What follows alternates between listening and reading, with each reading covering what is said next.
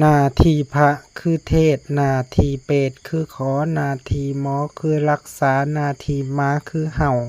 หน้าที่เต่าคือค้านหน้าที่ม่านคือเบียดเบียนคนอื่นหน้าที่พระคือเทศน์ให้ออกตนญาติโยมฮู้บาปบุญคุณโทษเป็นประโยชน์และบ่เป็นประโยชน์หน้าที่เปรตคือขอส่วนบุญหน้าที่หมอคือรักษาคนเจ็บคนไข้หน้าที่ม้าคือเห่าอย่างเดียวหน้าที่เต่าก็คือค้านไปซ่าหน้าที่ม่านก็คือเบียดเบียนคนอื่นเนาะจะทำความดีไปบ่ได้นอกจากความเบียดเบียน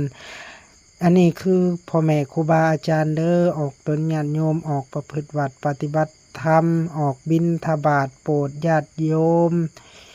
ถ้าออกตนญาติโยมท่านใดเลื่อนมาเห็นคลิปนี้ขอจงมีแต่ความสุขความเจริญหายทุกข์หายโศกหายโรคหายภัยหายพยาธิโรคาปรารถนาสิ่งใดคอยไปโดยชอบประกอบโดยศีลโดยธรรมนอนหลับให้ได้เงินหมื่นนอนตื่นให้ได้เงินแสนแบมือมาให้ได้แก้วมณีโชค